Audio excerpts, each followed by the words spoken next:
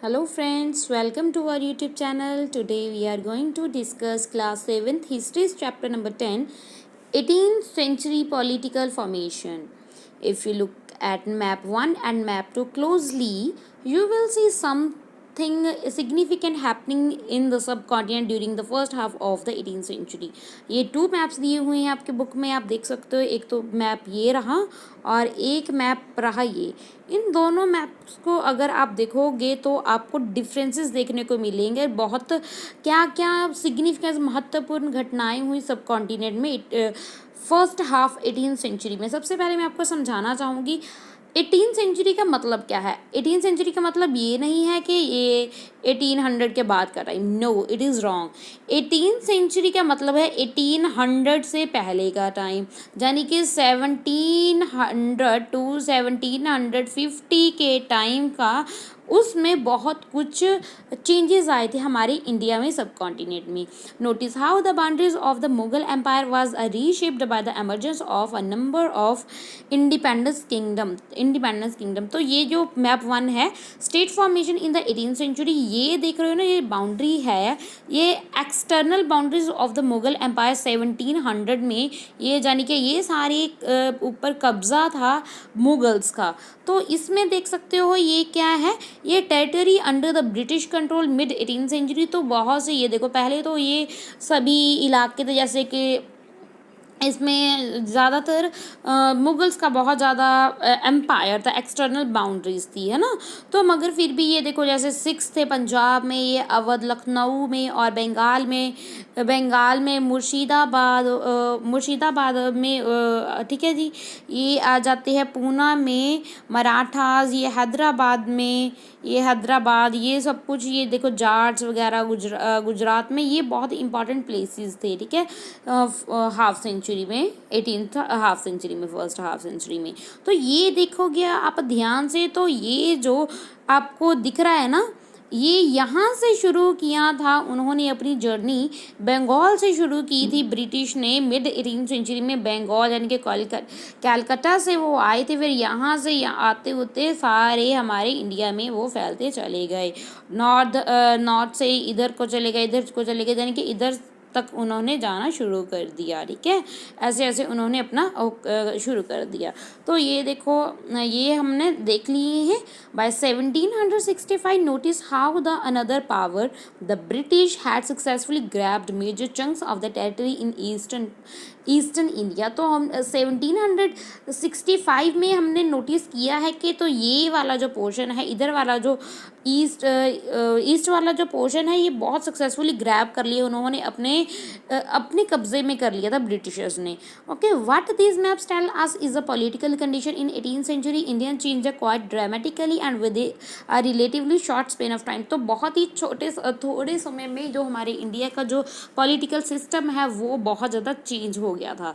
In this chapter we will read about the emergence of a new political group in the subcontinent during the first half of the 18th century, roughly from 1707 when Aurangzeb dies and the third battle of Panipat 1761. तो ये बहुत इस chapter में हम देखने वाले हैं कि पॉलिटिकल ग्रुप्स कौन कौन से न्यू एमर्जेंस हुए, और first half century 18th century में रफली, जिसमें 1707 से लेकर और 1761 तक का जो मेजर जो क्या क्या इवेंट्स हैं उनके बारे में पढ़ने वाली हैं. 1707 में औरंगजेब की डेथ हो गई थी, और 1761 में पानीपत की थर्ड बैटल हुई थी. तीन बैटल्स हुई थी पानीपत की, ठीक है. थर्ड बैटल हुई थी 1761 में. किस किस के बीच में हुई थी, ये सब कुछ इस चैप्टर में आने वाला है, डिस्कस करेंगे हम. Crisis of the Mughal and later Mughals. In chapter 4, you saw how the Mughal Empire reached the height of its success and started facing a variety of crises toward the closing year of the 17th century. Chapter 4 में हमने पढ़ा था कि कैसे जो Mughal empire है पहले तो बहुत हाई पीक पे चढ़ जाता है, तो मगर फिर बहुत सारे क्राइसिस आने शुरू हो जाते हैं 17th सेंचुरी में, यानी कि इनका डिक्लाइन शुरू हो जाता है. This was caused by number of factor. बहुत से फैक्टर इसको कारण है कि क्यों ये मतलब डिक्लाइन हो रहे थे। Emperor Aurangzeb has depleted the military and financial resources for his empire by fighting a long war in Deccan. तो उनका जो औरंगजेब थे मतलब राजा थे, वो उन्होंने बहुत से लड़ाइयों में अपने पैसे वगैरह फाइनेंस वगैरह अपने मिलिट्री को बिल्कुल भी उन्होंने डिप्लीटेड कर दिया था, कमज़ोर बना लिया था। बहुत सारा पैसा जो डेक्कन वाले एरिया में उनका पैसे बर्बाद हो गए थे। Under he successor the efficiency of the imperial administration broken down.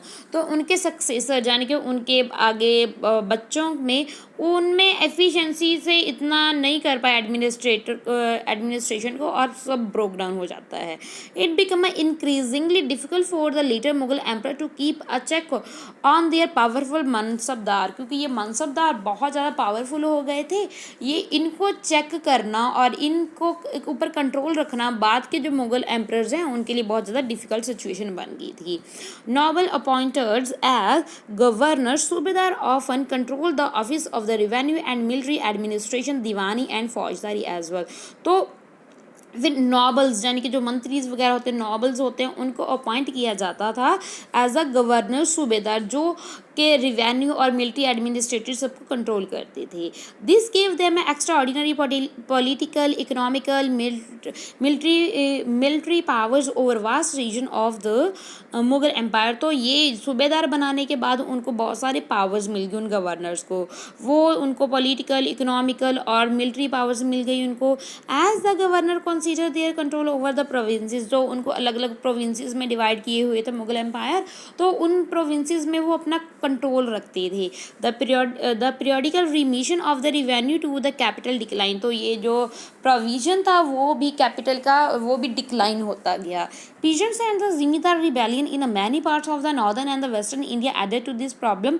तो पीजेंट यानी कि किसानों और जिमीदारों ने रिबेल यानी कि विद्रोह करना शुरू कर दिया नॉर्थन और वेस्ट इंडिया वाले पार्ट में, जिससे बहुत ज़्यादा प्रॉब्लम हुई। These revolts were sometime caused by the pressures of a mounting tax. ये रिवोल्ट क्यों होते थे? इसका कारण था टैक्स लेना। ज़्यादा उनको टैक्स लेने के लिए वो उनको तंग किया जाता था, प्रेशराइज किया जाता था, इसीलिए उन्होंने रिवोल्ट स्टार्ट कर दिए। At the time they were attempt by a powerful chieftain to consolidate their own position. Mughals authority had been challenged by a, जो मुगल अथॉरिटी है उसको चैलेंज किया गया by the revolution group in the past as well. तो जो ये group थे विद्रोह कर रहे थे, इन ग्रुप्स ने बहुत ज़्यादा इनको चैलेंज किया मुगल अथॉरिटी को। But these groups were now able to seize the economical resources of the region to consolidate their opposition. तो अब ऐसा समय आ गया था औरंगजेब के बाद के वो उन्होंने अपनी ही, उनके पास इतनी पावर आ गई थी कि वो मतलब उन्होंने अपनी पोजीशन बना ली थी। The Mughal emperors after Aurangzeb was unable to arrest the gradual shifting of the political economical authority into the hands of provinces governor, local chieftains and other groups। तो जो बाद के जो औरंगजेब के बाद के जो सक्सेसर्स थे वो इतने अच्छे से मतलब जो उनकी जो पावर थी उनके खिलाफ कोई भी वी कैन से कुछ कर नहीं सके थे, ठीक है, उनके ऊपर कंट्रोल नहीं कर सकते, कोई भी एक्शन नहीं ले सके थे। Rich harvest and empty coffers, the following is the contemporary writers account of the financial bankruptcy of the empire.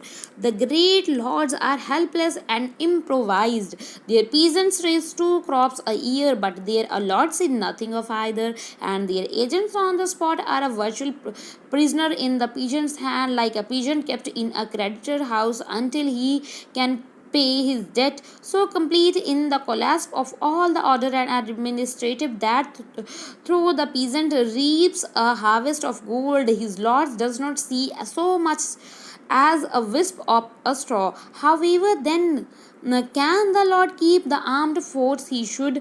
How can he pay the soldier who should go before him when he goes out on the horseman who should write behind him? तो ये इसमें ये बताया गया है कि contemporary writer थे, उन्होंने बताया था भी कैसे फाइनेंशियल बैंकरप्सी आ गई थी, बर्बाद हो गया था एम्पायर, क्योंकि जो लॉर्ड थे, जो पीजेंट थे, वो चाहे एक साल में 2 फसलें वो ग्रो कर रहे थे मगर वो कुछ भी नहीं दे रहे थे, कुछ भी उनको नहीं दे रहे थे जो एम्परर होता था। तो जिसकी वजह से भाई जब उनको पैसा नहीं मिलेगा तो यही उनका कमाई का साधन होता है जो जो एम्परर्स होते हैं जब उनको ये टैक्सेस नहीं देंगे तो वो अपने सोल्जर को सैलरी कैसे देंगे, कैसे वो लड़ाइयाँ करेंगे, कैसे वो एडमिनिस्ट्रेटिव वर्क करेंगे। तो ये इसी वजह से जब उन्होंने टैक्स देना बंद कर दिया तो उनका एडमिनिस्ट्रेटिव वर्क भी बहुत ज़्यादा इफेक्ट हुआ।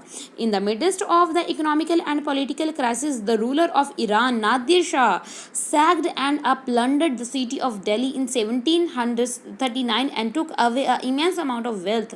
It is also very important. Iran के एक रूलर थे जिनका नेम था नादिर शाह। नादिर शाह ने तो देखा कि भाई ये मुगल्स बहुत ज़्यादा कमज़ोर हो गए, तो मौके का फ़ायदा उठाया उन्होंने। तो सिटी ऑफ दिल्ली यानी कि 1739 में उन्होंने अटैक कर दिया, तो बहुत लूटपाट की, बहुत सा पैसा वो लूट कर लेके जाती हैं यहाँ से। This invasion was followed by a series of plundering raids by the Afghan rulers Ahmad Shah Abdali. तो नादिर शाह के बिना भी अहमद शाह अब्दाली थे जो अफगान के रूलर थे, उन्होंने भी बहुत ज़्यादा रेड्स की, बहुत ज़्यादा उन्होंने अटैक किए इंडिया पे। हूँ इन्वेटेड नॉर्थ इंडिया 5 टाइम्स, तो उन्होंने 5 बार जो इंडिया का नॉर्दर्न पार्ट है उसको 5 बार उन्होंने लूटा है, 1748 से लेकर 1761। तो ये जो नादिर शाह और जो अहमद शाह अब्दाली थे, इन दोनों का बस मेन काम, मेन इनका ऐसा नहीं था वो अपने इनको जीत के वो अपने एम्परर में वगैरह में नहीं, किंगडम में नहीं ऐड करना चाहते थे, मगर सिर्फ ये वहाँ से सिर्फ पैसा ही लूटते थे इन एरिया में से। Nadir Shah attack Delhi. The devastation of Delhi after Nadir Shah's invasion was described by a contemporary observer. One described the wealth looted from the Mughal treasury as follow. तो मुगल के treasury वो बताते हैं वो कैसे लूटा था उन्होंने, नादिर शाह ने दिल्ली को। 60 lakh of the rupees and 1000 of gold coins, nearly 1 crore worth of a gold were nearly 50 crore worth of the jewels, most of them unrevealed in the world, and the above including the peacock throne। तो बहुत important है, बहुत ज़्यादा लूटपाट की थी उन्होंने। 6 lakh rupees उस समय पे 60 लाख रुपीज़ और 1000 सोने के कॉइन्स यानी कि हज़ारों ही सोने के कॉइन्स, करोड़ गोल्डन वेयर यानी कि बहुत ज़्यादा ज्वेलरी सोने की, बहुत ज़्यादा कुछ वो लूट पाट के लेके गए थे। इसलिए तो हमारे इंडिया को सोने की चिड़ी बोला जाता था। तो ये इतना सोना था हमारे इंडिया में और इतना ज़्यादा वो नादिर शाह लूट के लेके गए थे। Another account describe the invasion impact upon Delhi. तो उसके बाद इन्वेजन के बाद लोगों पे क्या इम्पैक्ट पड़ा उसके ऊपर भी ये डिस्क्रिप्शन दी गई है। Those who had been master were now in a dire street, and those who had been revered could not even get water to quench their thirst. The ricals were pulled out of their corner, the wealthy were turned into beggars. Those who once set up a style in a clothes now went naked, and those who owned a property were now homeless. The new city Jahanabad was turned into a Nadir Shah, then attacked the old quarter of the city and destroy the whole world of existed there. तो क्या हुआ भाई, उसके बाद भाई सब कुछ लूट पाट के लेके गए। जिनके पास वो इतना ज़्यादा उनके पास प्रॉपर्टी थी, अब उनके पास रहने के लिए घर भी नहीं है। जिनके पास अच्छे अच्छे कपड़े थे, अब वो नंगे घूम रहे हैं, यानी कि उनके पास कुछ नहीं है। जिनके पास बहुत पैसा था, अब वो भिखारी बन गए हैं। तो यानी कि बिल्कुल ही लूट लिया था नादिर शाह ने दिल्ली को। तो ये देख सकते हो, ये नादिर शाह की पोर्ट्रेट है, 1779 की पोर्ट्रेट है उनकी, ठीक है, नादिर शाह की। Then already under a several pressure from all sides, the empire was further weakened by a competition among a different groups of novels। तो novels में भी बहुत ज़्यादा competition था, इसी pressure से भी ये इसमें weak होता गया ये empire। They were divided into 2 major groups of or fraction, the Iranis and Turanis। तो ईरानी एंड तुरानी दो novels ग्रुप में डिवाइड हो गए थे। तो ये for the long time the later Mughal emperors was puppet in the hands of either और the one of those 2 groups. ये 2 ग्रुप्स थे ना, कौन कौन से ग्रुप थे, एक थे तुरानी, एक थे ईरानी। तो ये जो मुगल एम्परर थे वो अब सिर्फ इनके कठपुतली बन गए थे इन 2 ग्रुप्स के हाथों का। The worst possible humiliation came when the 2 Mughal emperor Farooq सियार and Alamgir II were assassinated, and two other, Ahmad Shah and Shah Alam II, was blinded by their nobles. तो ये ह्यूमिलेशन और भी हमें देखने को मिला। दो मुगल एम्पर थे, एक थे फारूक सियाह जो 1713 से लेकर 1719 ये इन्होंने इस समय पे वो रूल कर रहे थे, और आलमगीर 1754 टू 1759 ये इनको असैसिनेट कर दिया गया, यानी कि इनका मर्डर कर दिया गया, इनको मार दिया गया। एक थे अहमद शाह, 1748 से लेकर 1754 तक इन्होंने राज किया था, और अहमद शाह आलम जिन्होंने 1759 से लेकर 1816 तक इन्होंने रूल किया था। तो इनको ब्लाइंडेड यानी कि इनको अंधा कर दिया गया था नॉबल्स ने। Emergence of a new state, इनके बारे में अब देखते हैं हम। Even the decline of the authority of the Mughal emperor, the governor of large provinces, Subedar and the great Zimidar consolidate their authority in the different parts of the subcontinent। तो जैसे जैसे ये अथॉरिटी जो Mughals के वो decline होती कि जो गवर्नर थे, बड़े बड़े प्रोविंसेस थे, सूबेदार थे, वो जो ग्रेट जिम्मेदार बन गए, उन्होंने अथॉरिटी ले ली थी, जो उनको प्रोविंसेस मिले हुए थे, जो सब कुछ वही देख रेख करते थे। अब through the 18th century the Mughal emperor gradually fragmented into the number of independent regional। तो क्या हुआ, तो 18th century में अलग से ही रीजनल स्टेट्स बन गई थी, अलग अलग टुकड़े बन गए थे, इंडिपेंडेंट हो गए थे अपनी तरफ से वो, यानी कि उनके अंडर नहीं थे वो। Broadly speaking the states of the 18th century can be divided into 3 overlapping group. तो 3 ओवरलैपिंग ग्रुप्स में हम डिवाइड कर सकते हैं इन 18th century में जो ग्रुप्स थे। State that were old Mughal provinces like Awadh, Bengal and Hyderabad. तो एक में तो वो वाले आ जाते हैं एरिया ओल्ड मुगल्स में, जिसमें अवध, बंगाल एंड हैदराबाद आ जाते हैं। Although extremely powerful and quite independent, ये बहुत ज़्यादा पावरफुल थे मगर फिर भी ये थोड़े से इंडिपेंडेंट थे। And ties with the Mughal emperor, the ruler of these states did not break their formal ties with the Mughal emperor। यानी कि चाहे ये इंडिपेंडेंट थे मगर फिर भी ये अपने इनकी टाई अप थी मुगल एम्पर के साथ, यानी कि ये अपना मास्टर समझते थे, we can say Mughal emperor को। तो सेकेंड ग्रुप वो था state that had enjoy a considerable independence under the Mughal as the Watan Jagir। These included several Rajput principalities. तो क्या जी, बहुत से ऐसे भी थे जो इनके प्रॉपर इनके अंडर ही थे, मुगल्स के अंडर। और थर्ड ग्रुप और लास्ट ग्रुप वो था जिसमें states under the control of the Maratha, जो मराठा, सिख्स और अदर जैसे जाट्स हैं इनके अंडर थे। There were of the differing seize and a hard seize their independence from the Mughal after a long run of armed struggle। तो arm struggle के बाद तो ये मुगल के बाद ये इन्होंने इन इलाकों को सीज कर लिया था, अपने कब्जे में कर लिया था। द ओल्ड मुगल प्रोविंसेस के बारे में देखेंगे। Among the states that were carved out of the old Mughal provinces in the 18th century। तो इन स्टेट्स में जो ओल्ड मुगल प्रोविंसेस थी 18th century में 3 स्टैंड्स आउट वेरी प्रोमिनेंटली। तो इनमें से 3 बहुत ज़्यादा इंपॉर्टेंट है। कौन कौन सी हैं? Awadh, Bengal and Hyderabad. All 3 states were founded by a member of the high Mughal nobility who had been a governor of large provinces. तो ये किनकी फाउंडेशन थी, किन्होंने इनको फाउंड किया था?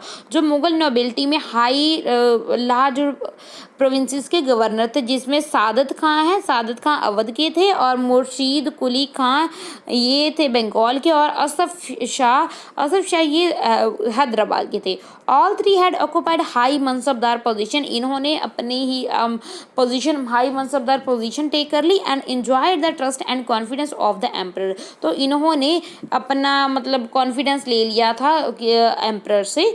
Both Asaf Shah and Murshid Quli Khan held a zat rank.